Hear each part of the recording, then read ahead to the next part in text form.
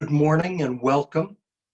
This is a special edition of Denton's virtual Roundtable series, which is part of our Smart Cities and Connected Communities think tank. We now have more than 500 members of our think tank globally, and our numbers are increasing. So if you have an interest in these subjects, just shoot me an email and we'll be happy to include you. Today, we're going to be focusing on a breaking news story, which involves the Federal Communications Commission's order of May 13th. This order allowed 900 megahertz spectrum to be applied to the utility industry. We have never done a breaking news special edition before, so this is our inaugural event. And I noticed that Public Utilities Fortnightly, our friends there, also were right on this story and put out a major publication on May 14th, including interviews with Chairman Pai at the FCC, and also Llewellyn King of White House Chronicles has begun covering this. But I think it will be of tremendous importance and interest to the electric industry and also beyond, including water and gas and other industries involved in critical infrastructure. By way of introduction, my name is Clint Vince, and I chair Denton's energy practice and co-chair our global energy sector with my teammate Emma Hand. And Emma and I also co-chair the Denton's think tank. As I mentioned, on May 13th, the FCC issued a groundbreaking decision that allows 900 megahertz spectrum to be available for critical infrastructure, including private LTE networks for utilities. Today, we have an extraordinary panel to explain this landmark decision and to discuss what are some of the really breakthrough opportunities now for the utility industry. Our first panelist is a client and very special friend, Rob Schwartz. Rob is the president of Anterix. He has had a distinguished career holding executive level positions with wireless telecom companies going back to Nextel. The founder of Anterix, Morgan O'Brien, was also the co-founder of Nextel, and he and Rob began working together all the way back to the Nextel days. Rob holds an MBA from Wharton. He has extensive business experience, and as is the case with our other panelists, an incredibly impressive array of achievements that it would take me the time of our whole webinar to list them for each of our distinguished panelists. Our next panelist is Tami Barron. Tami is the president and CEO of Southern Company's Southern Linc. In this role, Tami's responsible for providing wireless communication service to customers in Georgia, Alabama, Southeastern Mississippi, and Panhandle, Florida. And Tami also is on the board of too many organizations to list, but suffice it to say she is a dedicated philanthropist as well as an exceptional leader in her field. And our third panelist is Richelle Elberg.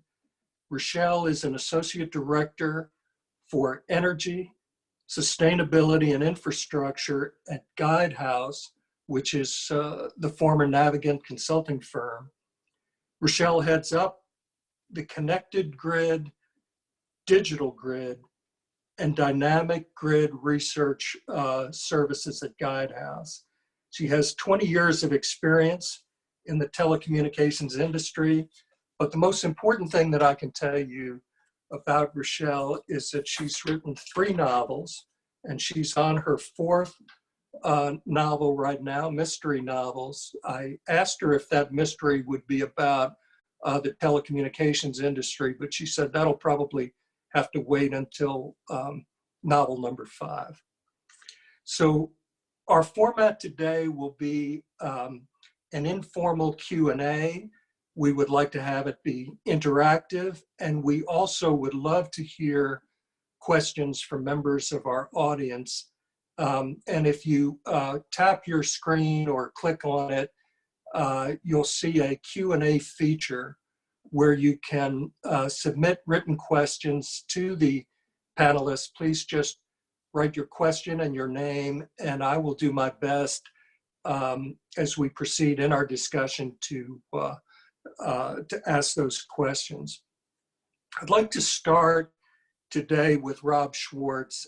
And Rob, ask you just to briefly describe the FCC's order of May 13th, what it means for the utility industry, and also if you could give a brief description of Anterix. Sure, and thank you. Good morning, everyone, and good morning, Clint, and thanks to Dentons for hosting this really important roundtable discussion. I'm honored to be here among the ranks of my distinguished colleagues. So let me tell you a little bit about starting with the monumental FCC decision that Clint referenced and why it's really of the utmost importance for utilities and critical infrastructure more broadly to understand. The background is, as many of you probably know, the utility industry has really been clamoring for broadband spectrum of their own for private networks, and specifically on the record of the FCC for over a decade to support a vitally important and growing list of critical needs, including resiliency from weather-related events, cyber events, as we talked about a little bit earlier, and to support just the rapid changes of grid modernization, all of the things that are happening as the grid is evolving quickly with all the new forms of energy and energy generation and demands for energy. So these strong needs of industry for spectrum to build secure and private broadband networks have been articulated publicly by associations like UTC and EEI, Edison Electric Institute, as well as directly by many utilities, including the leaders like Southern Company who's here, Ameren, NYPA, Southern California Edison, and many others. And so why is this event last week so monumental? Let me say, what happened last week after a 5.5-year FCC rulemaking process that included over 250 items filed at the FCC and hundreds of visits to the commission. This pursuit by Anterix really enjoined by the utility industry, which was really important. The closer we got to this finish line of last week, the number of utilities that came out to really express this really imminent requirement and need has come down to this fantastic conclusion last week. The 5 commissioners of the FCC unanimously voted for this landmark decision that modernizes some legacy rules that were set over 35 years ago, governing an underutilized but very valuable swath of spectrum, and that's this 900 megahertz band. It's a bit technical, but what really is important for this audience is that this band that used to be used solely for legacy technology for two-way radios and other important uses, now because it was underutilized, the FCC has taken an important swath of this, enough to be able to deploy private LTE networks to solve really critical use cases. One of the quotes that came out recently through Public Utilities Fortnightly, which really covered this, as you mentioned, phenomenally well in this special edition they just put out. Senator Mark Warner, said in his supportive comments about this decision, referring to this area of spectrum as beachfront property, given its advantageous economic and physical characteristics, and most importantly, its scarcity. There is no more of this low band spectrum available because it's really mostly all been granted by the FCC previously and mostly being used by the commercial carriers in our country. So the need for this spectrum being articulated, there wasn't a way to get it, but through this repurposing process and this long pursuit at the FCC by Anterix, by Enterprise Wireless Association, and joined by the industry, we were able to bring this spectrum forward. So, and what does this spectrum now create? As Southern California Edison said on the record at the FCC, It's a once in a generational opportunity to secure this essential foundational spectrum, to build reliable, resilient, and secure private networks to support all of these grid requirements. So that kind of leads into, I think, the last point. And as I get into that last point, I'll tell you a little more about Anterix. But this 900 megahertz spectrum, as now set out by the FCC for broadband, is not something that the FCC has reserved only for electric utilities. Although starting from the chairman of the FCC all the way out to all of the utilities and others that have now spoken up since this rulemaking in support of it, it's really put out in the marketplace by the FCC, the way they do it, to go to its highest and best use. So it's worth noting that in this current environment where many other industrial sectors are honing in on their needs for private broadband networks and also have a growing need for industrial Internet of Things like requirements, including oil and gas and railroads and transportation, ports. Given the scarcity of the spectrum, it's really important to be aware that there's only one license per geographic area, and our strong belief at Anterix that the electric utility industry needs to seize on this opportunity now. So getting into Anterix, we are a public company. We've been at this, as I mentioned, now for over 5 years in pursuing the FCC. We bought this spectrum years ago from Sprint. It was being underutilized by them and have gone through this repurposing. But we really are very focused, laser focused on helping build the industry, support and interest. And as Clint mentioned, we were founded by the founders of Nextel, and that's important for a lot of reasons. But most importantly, we have the experience of having operated a national network to solve unmet needs of critical infrastructure. The Nextel network was utilized vastly by all kinds of critical infrastructure, from public safety to utilities to others in the sector. And so our focus is on solving the specific needs, and importantly, enabling utilities to build their own private networks that they own, that they control, and they build out where they need it and are able to build the level of reliability, resilience, and security that they require. Thank you, Rob. Can you give us one or two examples of, in practical terms, of what this could mean for utilities in terms of applications and protection of their systems? Sure, absolutely, and I can talk, and I'm sure that Tami, from Southern Company, Southern Linc standpoint, as we always say, it's our ability to look into the future when we look at Southern Company, because they uniquely have built out one of these private LTE systems, and so their experience set, which they've graciously shared with the industry through several forums, is really the best crystal ball to be able to see that. But I'll talk about a couple of the use cases that have been talked about by utilities specifically, both on the FCC record, but also through a number of experimental licenses that have been granted by the FCC. There's 6 licenses that were granted. One of the ones that has gotten a considerable amount of attention and press is that of Ameren. Ameren finished their initial pilot, in which they tested 14 different use cases. For them, it was really an opportunity to be able to drive connectivity, a level of command and control in their network in places where previously they didn't have that level of capability. The number of sensors that they predict, just like many utilities, are showing the tremendous curve of deployment of the need to have a command and control of both existing infrastructure, but a lot of the new infrastructure that's being deployed. In Ameren's case, they were putting out thousands of reclosers, the ability to open and close power circuits, and they needed to have reliable connectivity, secure connectivity to those points of critical need. In their case, the regulatory environment was actually requesting and driving them to do this as well, and so it was part of their ability to meet that regulatory need.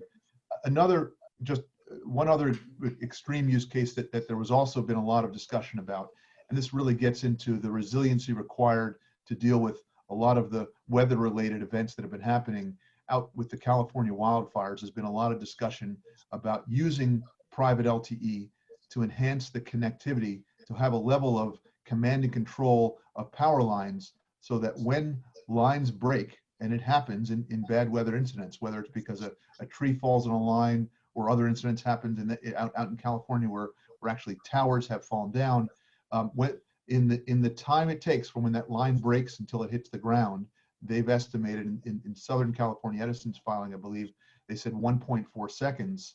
In that time, you need a network that has a low enough latency and gives you enough control. You can actually depower that line before it hits the ground, and in their case, be able to prevent critical wildfire risk. Thank you, Rob. Tami, Rob has described Southern Linc as the ability to, as the equivalent of looking into a crystal ball for the rest of the utility industry. Can you describe Southern Linc and also what the FCC's ruling on May 13th means from your perspective?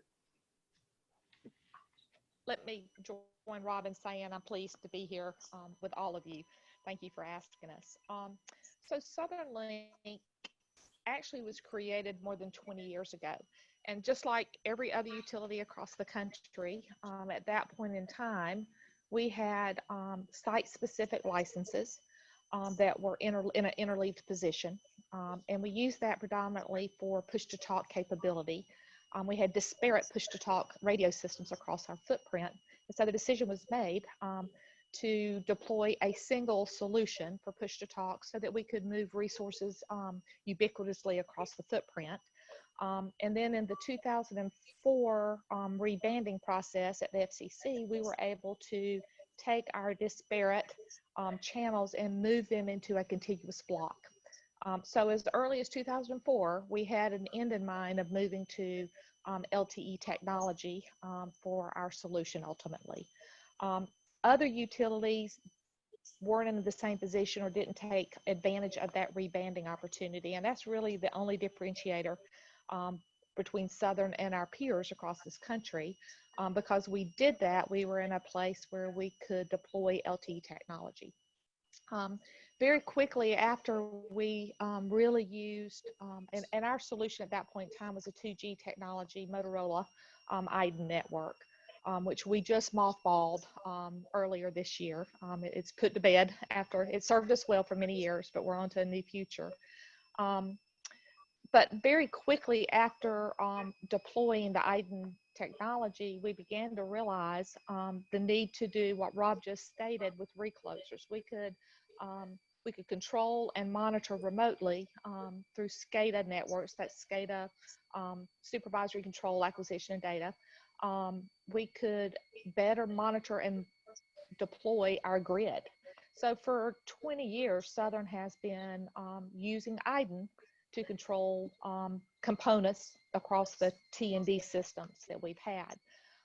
Fast forward though, IDEN is was a narrowband, very relatively unsecure and wasn't worth the investment to bring IDEN up to today's security standards. So kind of made the decision pretty easy for Southern to move from IDEN into an LTE world. I say it was pretty easy. It was easy from a technology perspective, but we had to do a pretty robust analysis of the cost of owning your own network. As you can imagine, this is not a cheap endeavor, and it takes a great deal of expertise and resources, financial and experience to run a network like this. So we did an extreme vetting process of actually asking if anybody would like to provide Southern their LTE broadband for mission critical applications. We put it out to bid, had pretty stringent, as you would expect from a security, a reliability, a resiliency, coverage, all the components of what you need in a mission critical network. And we actually had very disappointing response in that. So at that point, it became an easy decision that we would go ahead and deploy our own LTE network. So we are full in on LTE at this point. All those devices have been moved from the old IDEN technology, and there were 15 to 20,000 of those devices on the old technology that we've spent the last 3 or 4 years moving to the new technology. And in the meantime, as Rob mentioned, we are seeing new applications, and we're seeing, I think even Tom Fanning mentioned it in the public utilities fortnightly, we've almost doubled the devices just in the 3 years. So our crystal ball is not as clear as I would like it to be, but it's certainly clear to me that we're going to continue to grow the uses of this network beyond what we have done in the past. And it's really being driven by the changes in the industry. Richelle talks a lot and does a great job at talking about utility, the electric sector, with automation and with clean climate. There are a lot of factors driving the electric sector in order to modernize the grid and take advantage of more distributed resources and to meet our commitments for a cleaner climate. So from a Linc perspective, that's really why we have an LTE network today. So my interest and our interest in Anterix position is really that the single impediment, or at least the biggest impediment initially for any other utility to be able to do what Southern has done, is access to spectrum. It's pretty simple. And Rob said it well, it's beachfront property. We're in 800 is where our holdings are. And so utilities, high and wide deployment of the ability to deploy a LTE network is pretty critical, because you got to remember, for utilities, we don't deploy a network based on where people live. We have to cover square miles. We have devices in the swamps of Southeast Georgia, all the way to the mountains where you don't have hardly any population, but we still have lines there, and we still have needs to cover it from a electric operations perspective. So it's a very different model for utilities than it is for traditional carriers. You do worry about population. I don't mean to say that we ignore that, but in addition to that, you also have to build out extremely rural parts of the territory, which actually leads to an interesting concept and other potential revenue sources for utilities with the digital divide potentially. But that's for a different webinar. So I don't know, Clint, does that answer what you were asking? That's terrific. And did I read that you cover about 128,000 square miles in your Yes, that's the electric franchise in the Southeast, that Southern company. Now, actually, we divested ourselves of Gulf Power last year. So Linc today still serves that territory. Southern does not serve that territory. So it's a little bit of different, but yes, 120 some odd thousand square miles is our geography. And so in addition to just being able to unify your network and modernize your devices and communicate data at much, much faster speeds, you also see a real protective feature in terms of resilience against cyber intrusion. And you see this as a security measure as well as an important unifying network for your system. Absolutely. In fact, I would tell you that the reliability, resiliency, and security were the three pillars of consideration for deploying this network. Always important is economics. So that would have been a fourth pillar. And you mentioned it, back when, and all utilities are in this position, I think Southern at some point had up to 16 or 18 different networks. Mostly unlicensed, narrowband, third-party networks that we're using for a plethora of use cases. We are working hard to collapse those into this LTE network that we now own, which really makes economic sense. It takes a little time to get there. When you've got hundreds of thousands of devices out there to move, it's not an easy task. But that's where we are right now within Southern. That's the point that we're at. Another advantage of having your own exclusive network is that you don't have to rely on variability in terms of the prioritization of your needs with a commercial carrier. You have an exclusive LTE type of network that you'll be able to have highest priority at all times. Is that right? That is true. Now at Southern Linc, we actually also serve commercial customers. Those customers are predominantly first responders. Their needs fit the utility needs with a true mission critical kind of mission. We are not a mass market play. We don't serve consumers. It's really B2B, but majority is government. So beyond just the prioritization, which is very important when you have significant weather events, and as you guys know, living in the Southeast, we have quite a few of those. Additionally, it's the fact that we can build our network design with multiple redundancy from a duplication of core. We have dual cores that are completely geo-redundant. We have inner chassis redundancy multiples built into those cores. And then, and I think this is a huge differentiator that most utilities are interested in doing as well, is we deploy 99% of our cell sites have on-site generation, either a fuel cell or a generator. So when the big storms happen and the fire events happen in California, unless you have cell site generation, it's going to be almost impossible to maintain reliability and resiliency in a significant way. I'll give an example. 3 or 4 weeks ago, we had a pretty significant weather event blow through the southeast. It was actually some tornadoes on the ground in Alabama. Southern Linc lost power to about 10% of our network, and we have a little under 1,300 cell site towers. So we lost it to about 100 towers. But because we had on-site generation, we had no communications gaps. Power went out, generators, fuel cells came on, and we continue to operate seamlessly. Had we not done that, and it's expensive to do this, we would have impacted the hardest hit areas. And when you're rolling in resources to restore after a storm, from a voice communications as well as data and control of your grid, the hardest hit areas is where you need to be able to communicate the most. So I think that's a critical piece that's often overlooked with other carriers, because that's not their model. That's part of our definition of a mission critical network. Thank you so much, Tami. And Richelle, Guidehouse is one of the larger global consulting firms. You've been studying this issue for quite a while. What do you see as, first of all, what does the FCC ruling mean to you and to Guidehouse?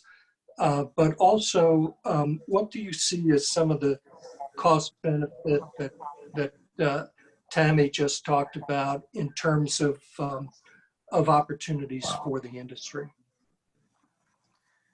Sure, thank you. And thank you, Clint and Rob, for inviting me today.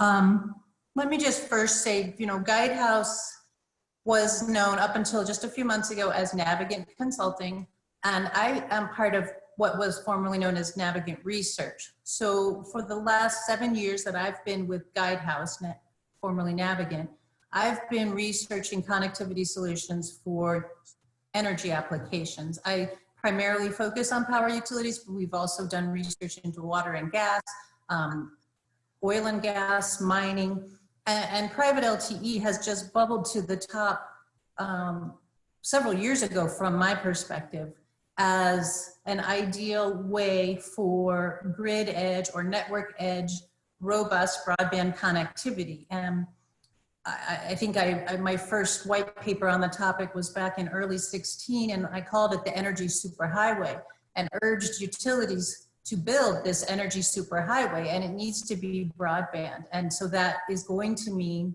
an LTE type technology, if you're looking at wireless, evolving to 5G or fiber. And fiber is great, but you can't deploy fiber economically everywhere.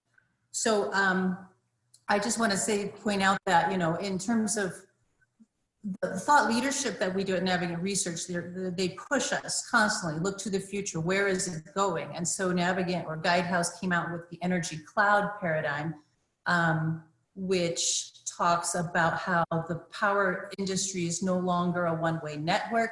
It's a cloud with two-way traffic, data traffic, energy, electrons flowing one way and the other way. The more you have distributed energy resources deployed, electric vehicles, the business model for the energy industry is evolving. And as Tami pointed out, prior to deploying this network, they had 12 to 18 disparate networks, probably built and managed in silos within the utility. And this is the way it is really across the US today. Most utilities have a dozen, 24 different networks performing different functions. They have a big networking team if they can afford that, or they don't, or they outsource it. So you might have your AMI outsourced, or you might outsource some line sensors in the distribution grid, which is a newer phenomenon. But your substation connectivity, which you've at the transmission level anyway, you've had for decades.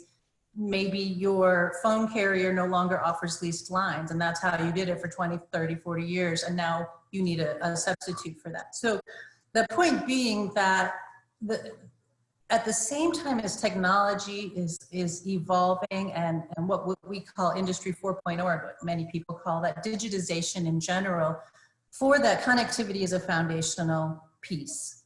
And beyond that, you have all the analytics and the predictive maintenance type applications, the instantaneous rerouting, so that you have what we call FLISR, fault location isolation and service restoration, on and on and on. The number of applications is just many, many, many. And then when you think about 4G's ability to transition to 5G, I like to point out that, 4G networks were first deployed in this country by the carriers in April of 2010. Same month, ironically, that CenturyLink decided to buy Quest and double down on the landline business. Well, 4G technology is what has brought us smartphones and all of the really, really cool applications that we have today. So you have Uber and Airbnb and just everything you can think of now on your 4G phone. Think back to 2007, we didn't have that because we had a 3G network. So when you talk about 4G and what utilities can do, thousands of applications. When you think about 5G, we just can't even imagine yet what you might do. So all of that to say that I think private LTE is a very important step for utilities to take, but the challenge prior to now has been access to appropriate spectrum. And so that's why, in my view, this ruling last week, long-awaited ruling, is so important. Very helpful, Richelle. And you mentioned in your comments an application for AMI systems. Can you explain that in practical terms for us? Well, okay, AMI, smart metering, has been done by utilities for 15, even 20 years now, probably. Some of the earlier adopters in the US were cooperative utilities, and they actually used a power line carrier technology, so that sent the communication signal over the power line. Very efficient in terms of cost, but not necessarily ideal in terms of capability. So it could read a meter, but it couldn't necessarily be tapped to do other more latency critical functions, things like evaluating power quality, power factor, just ensuring the stability at the edge of the grid. And so if you want to monitor transformers, PLC isn't necessarily the way to go. But then what happened, especially with the financial crisis and the American Recovery and Reinvestment Act of 2009, I think, most of the money started flowing to utilities around the 2010 timeframe. And a lot of utilities took that money to build out their advanced metering infrastructure, AMI, otherwise known as smart meters. But the dominant technology deployed in this country leverages unlicensed 900 megahertz spectrum. So it's in the same band as the Anterix spectrum, but it's unlicensed. It's in what's called the ISM band, Industrial, Scientific, and Medical, I believe. And but the thing about that unlicensed band here and everywhere around the world is that that's where the IoT is also being built. So all of the multitude of new applications that are more narrow band applications, but there are just hundreds and thousands and eventually millions of devices that might be trying to use that unlicensed spectrum to send a signal. Which is why, again, for several years now, I've been promoting the notion that utilities need private spectrum of their own, because maybe not getting the meter read is not going to be a critical thing, but it limits your ability to layer those critical applications on top, those applications that need signal prioritization and very low latency. I actually saw a notice this morning for a webinar where Eversource is talking about using private LTE for transfer trip. That's a critical safety function that hasn't historically been put on wireless networks like this. So I think LTE has a huge potential. The availability of private licensed spectrum makes it even better. And ultimately with 5G and the way the industry is evolving, I just think that the utility world is going to look very different 10, 15, 20 years from now. Thank you, Richelle. And Rob Schwartz, you mentioned that you have recently entered into, that Anterix has recently entered into a letter of intent with Ameren. Do you see this? Can you explain generally what that covers? And do you see this as a potential model for the utility industry going forward? Absolutely. Good question, Clint.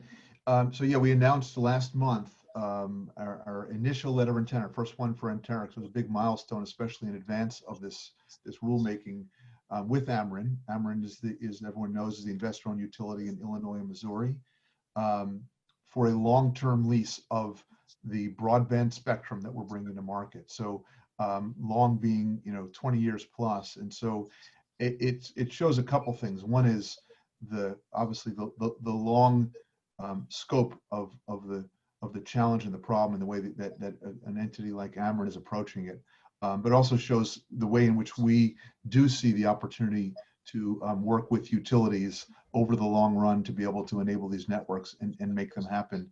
The other interesting thing about that Ameren agreement, as just sort of an example, Ameren has really been with Southern and several other utilities at the forefront of pushing all the things that Tami and Richelle talked about, of showing the use cases. At the end of the day, it's not about the spectrum, it's not about the technology, it's about what it enables, the use cases that you're able to solve.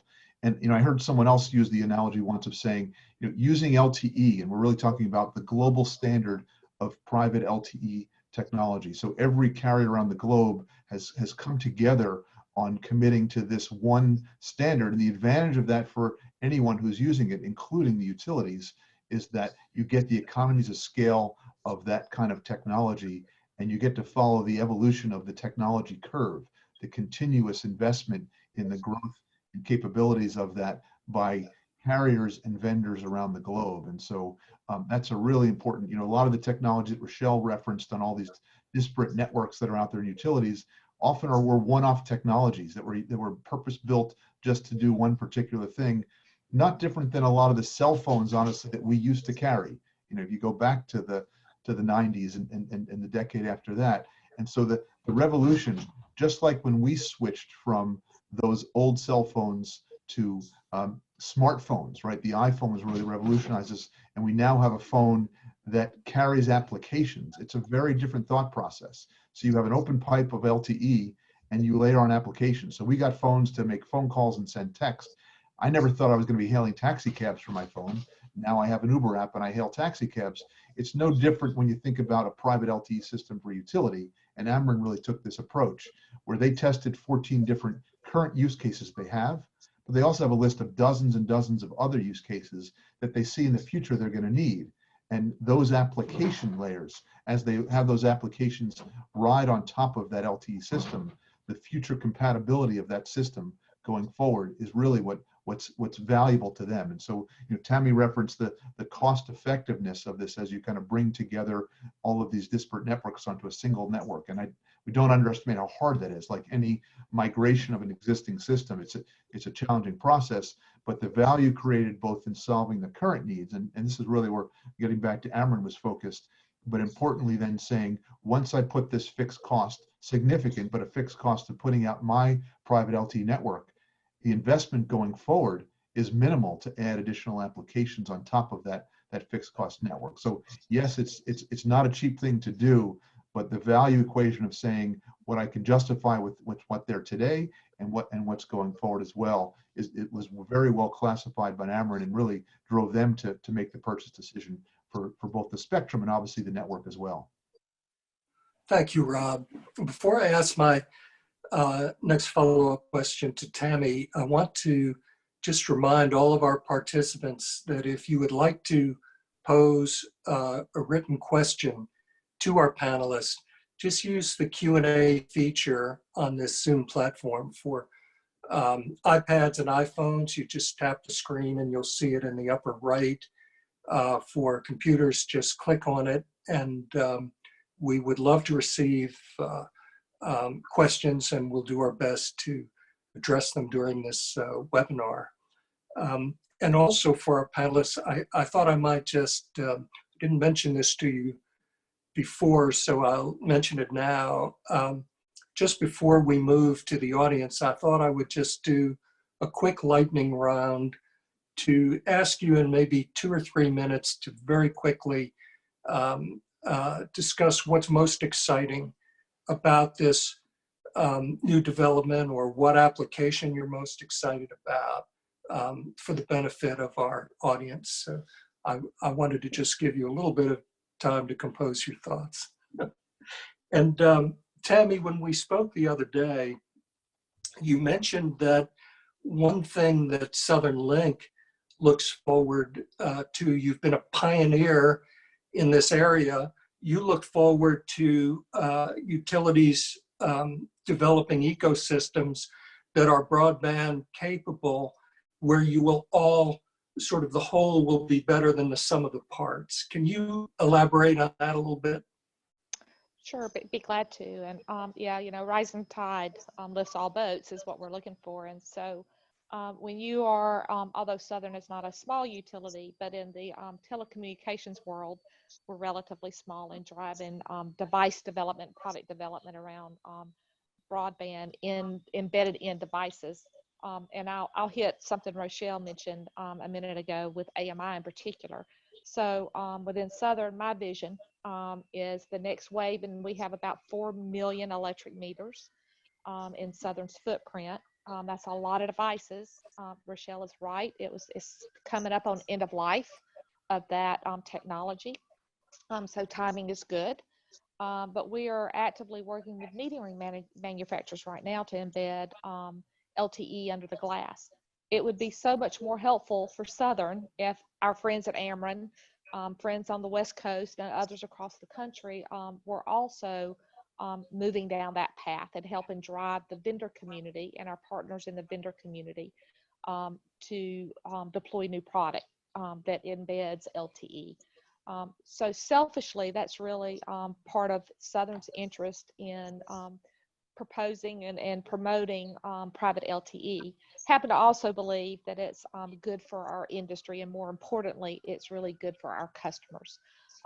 Within the electric utility industry, we have a very long history of working extremely closely together through mutual assistance on storms. Previous life, I worked about 20 years in operations, and I worked every storm that hit the Southeast and traveled quite a few across this country as well. So we're taking that spirit of mutual assistance and want to apply it to this private LTE development, again, to help all of us as an industry serve our communities better. And at the same time, hopefully our peers across the country will help us with really the product development.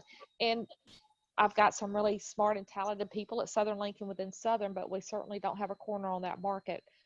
Would love, and I can't wait till we can talk to Ameren about what they're using their private LTE network for that we may not have thought of yet. So I think it's an exciting time for us as an industry. And I was going to follow up on one thing that Rob mentioned that I should have shared earlier. When you're talking about the economies of an LTE network, when you're using third-party carriers, that's a 100% OpEx model. And as utilities will understand in a regulated market, OpEx is not preferred. So anytime you can offset OpEx for CapEx investment, it's a pretty good regulatory strategy to deploy. So remember that if anybody's out there at a utility, as you're thinking about how you might build your own private LTE network, you're really trading off OpEx and CapEx. Thank you, Tami. And Richelle, what are some of the benefits from your standpoint in terms of having multiple networks among the utilities as opposed to our current situation? Well, I mean, actually what we're talking about is collapsing those multiple individual utility networks into one. But I think what you're asking me about is something we spoke about the other day, which is the network effect. Yes. Okay. So one area that we've been exploring just recently, now that there is appropriate spectrum available, utilities are in a position to deploy private LTE. there's been interest for a number of years, but as we've already discussed, not a great deal has been done. And primarily that's been due to a lack of appropriate spectrum. But one of the things I've been working with the Anterix team on doing some research this spring is around the potential for a network effect to develop if multiple large utilities nationwide deploy compatible interoperable networks. And we believe there's value there. There are still challenges and we're still collecting the research, but if you think about it, it's not only of value in terms of economies, which has already been talked about, volume drives down price, that's great. But when you think about the way the business model is transforming and the way that we at Guidehouse have spoken about that transformation and the energy cloud future, which is very much more competitive and just really very different, much more service oriented than the traditional looking backward monopoly utility, right? We think the space is going to become incredibly more competitive. You've got the Googles of the world interested in the energy space. You've got the Teslas of the world interested in putting solar on your roof and a battery pack in your garage and providing you a car.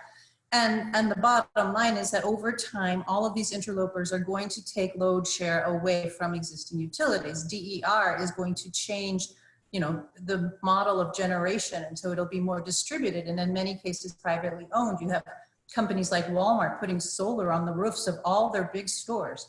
So a utility today not only has to modernize simply for resiliency and safety purposes and efficiency, but for competitive purposes, longer term.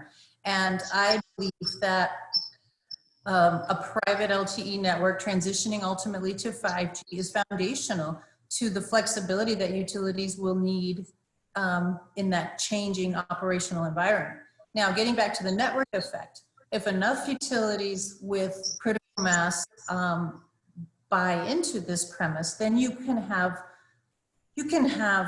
efficiencies and incremental value creation through the network effect for things like servicing water and gas utilities within your territory, enabling transactive energy transactions across territory borders, mobile transactions, shared services, both internal and external. A neat one we just thought of the other day is you have these thousands and thousands of crew trucks rolling around the neighborhoods. Well, if they had cameras embedded, and now you have a network that is both a mobile network, it is a broadband network, and it has the capacity to carry video or image data, then you can have in the cloud or back at your operations center a very sophisticated analytics program. And maybe there's a storm coming your way and you have this image data from the territory to your west where the storm is coming from, and you get that data a half hour before it's going to hit your town. Well, maybe now you're better prepared to know where to position your crews and how to prepare for the fallout of this impending storm. And over time, that data, those images, machine learning makes the app analytics smarter and smarter and smarter. And if those resources are shared across utilities, not just within your own border, but across multiple utilities, then you have incremental new value creation, 1 + 1 = 3. Thank you, Tami.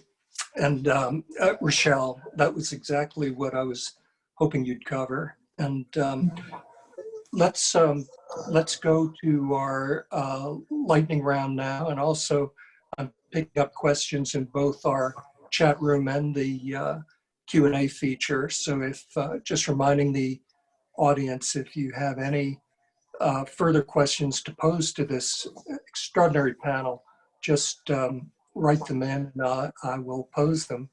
So Rob, why don't we start with you, and just in 2 or 3 minutes, what's most exciting to you about the FCC decision and the potential application for utilities? Absolutely. I think it's really simply, it's the lifting of the veil of the regulatory process so that now we can all collectively, and I want to talk about the collective, move forward at the pace that's required by the industry. We've seen so many utilities and vendors voice this necessity for the spectrum. There's been more than, I think, 24 utilities that have talked, within this proceeding. But importantly, we have the Utility Broadband Alliance, that Southern company hosted the last big event at their Alabama Power facility as a founding member. There's dozens of members of that organization, and that's all before we had the final ruling. I believe now that, as Tami was talking about, this industry so uniquely is willing to work together, share their findings, share their learnings, and collectively rise that tide. I think the momentum now that we have the regulatory piece out of the way with the FCC, the ability to push forward is going to be tremendous. And the development, more importantly, it's solving these critical problems.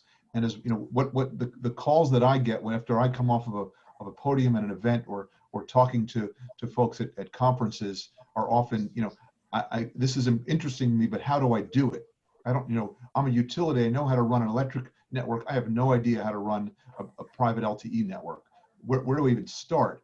The nice thing is there's now a forum with this Utilities Broadband Alliance, or UBA, which was formed by utility members, for utility members, and is becoming just that, the place where you can go and hear from other utilities, what they're doing, sharing in use cases, business models.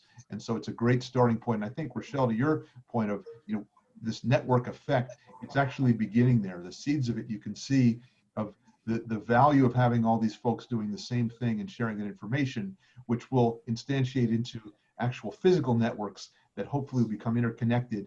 And that value of mutual aid, as Tami talked about, as vehicles are going between territories, or each utility is using their partner utilities facilities as redundancy for backup, for development of key applications, like whether it's meters, as we talked about, or other new use cases that we haven't even thought about. So that's what gets me most excited.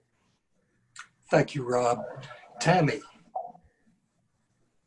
Hey, so a couple things I think about this. One is, tail stepping on Rob's comments, is having partners at the table to help Southern further our interest in the private LTE world, just selfishly. But I also believe that this is a platform that provides a growth opportunity within the utility structure.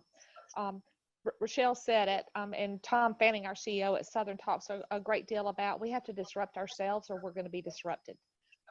That's a hard thing to do. He also talks about that your biggest predictor of failure is your past success, because you get so comfortable. As you're driving forward and other utilities are driving forward with this private LTE concept, it really is a shot in the arm of innovation within the corporation, and really starts to open up new and unthought of avenues that can help you understand how to disrupt yourselves. We haven't really talked about, but most utilities, including Southern, own pretty substantial fiber network assets. We've got something like 6,000 miles of fiber, of our own company-owned fiber, which we use to serve our own LTE network as much as we possibly can. Other utilities are similarly positioned. And if you think about where we live and work in the Southeast and other parts of this country, there are truly underserved, if not unserved, territories from a telecommunications, just a traditional wireless and internet broadband access. So I have to believe there's something there between the significant fiber assets that we own and deploying wireless technology, and really synergizing between those two asset infrastructures in order to help provide additional revenue into the utility, but also to serve our communities in a better way than we've traditionally been able to do. So I'm not telling you that's what Southern's doing, but I'll tell you we certainly are talking about what that might look like, and it's kind of exciting to get to be involved in some of that. Well, Tami, you just also anticipated the first question in our chat room, which was directed toward you. First, thank you so much for the context and sharing your experience. Could you speak to how the fiber network, if relevant, has complemented private LTE for resiliency and reliability? Yeah. So I think you've just covered that. Is there anything else you would want to supplement? No, just as we continue to, we're consciously making decisions today between where to deploy fiber to which assets and where to use wireless. We have both capable. So clearly you're not going to deploy fiber to AMI meters, right? And to certain line devices. So there's a trade-off there. So that's a little bit of a growth avenue for us. But as we're expanding our fiber networks, we're asking that our fiber company expands to serve our own LTE needs as well. Again, that gives us pretty significant control and redundancy and reliability. We alternate path about 75% of all our cell site towers with fiber and microwave. Again, that goes back to that redundancy and resiliency built in, baked in at every level of our LTE network. So ownership of fiber is a big deal in owning your own private LTE network if you have the luxury of having that, and we do. Thank you so much. I think resiliency is the magic word for the next decade. It's I've commented recently in a TV interview with King. Basically, right now the world is trying to address resiliency for healthcare, resiliency for in the context of the pandemic and beyond, resiliency for the environment in the context of climate and the need for much greater sustainability, and resiliency for the economy. So it's really encouraging to see the FCC step forward in such a bold way with this vital measure that's going to help our industry tremendously in terms of resiliency. The next question in the chat room, it's actually a comment from my dear friend Mike Oldak and former Georgetown Law classmate. It's actually a very generous comment as I'm reading it.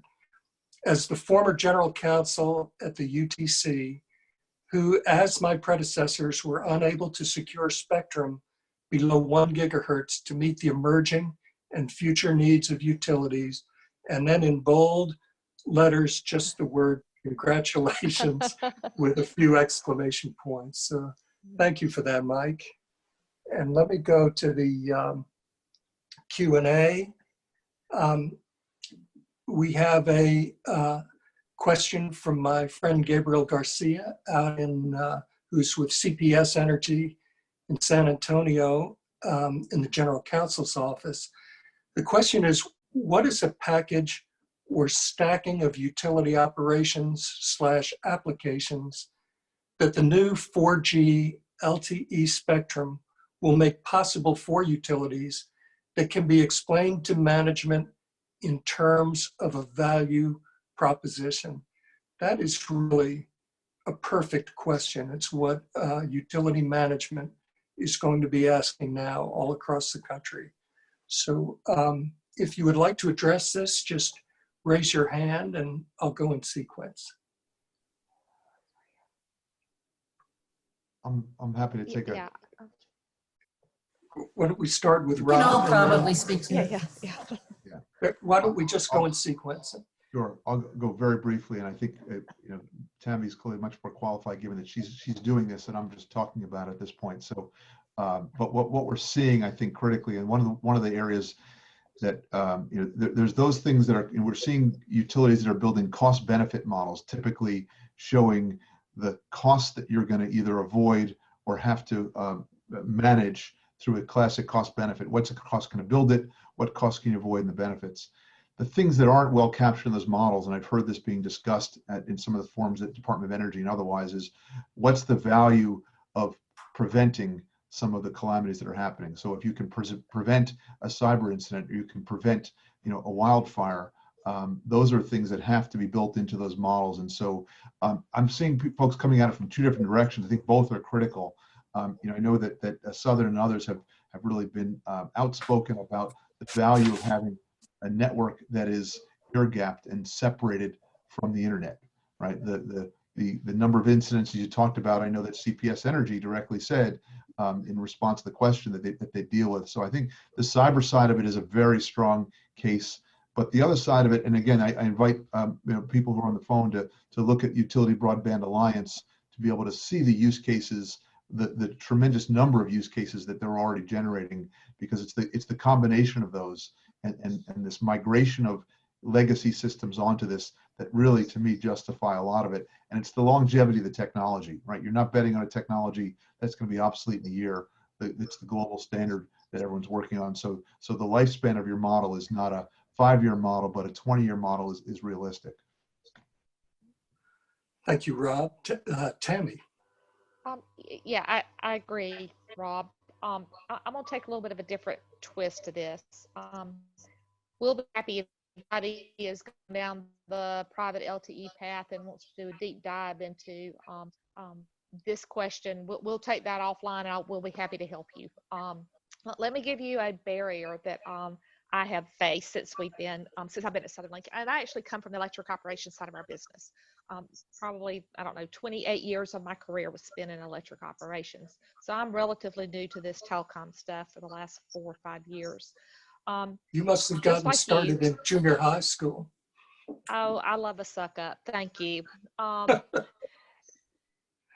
As a electric utility industry, we're really good at building power plants and distributed resources and poles and wire.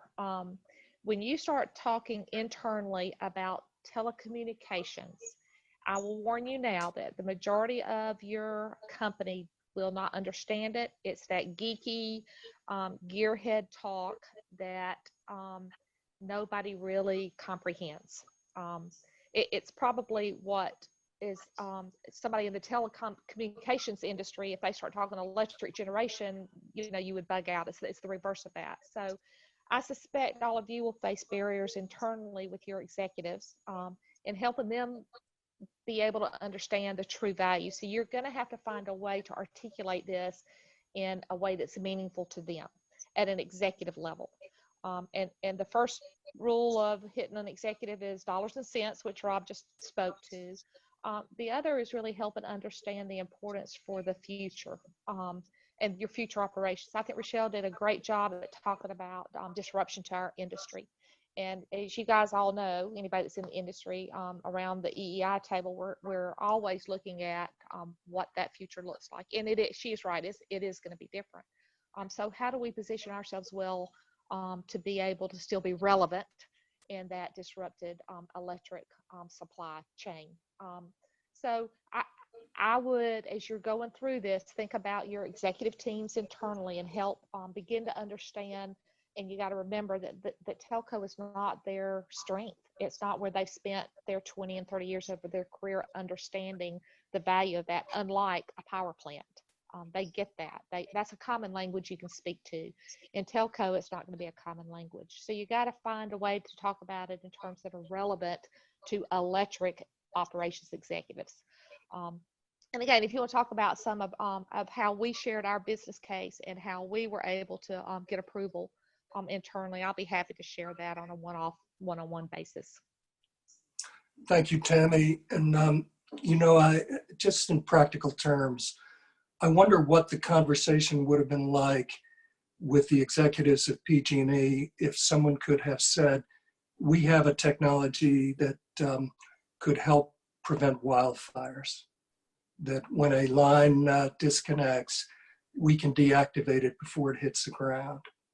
Or in terms of cyber security, which is only going to intensify. I mean, we represent the city of New Orleans and have for many, many years. They had a vicious cyber attack in December that really closed down major portions of government for weeks.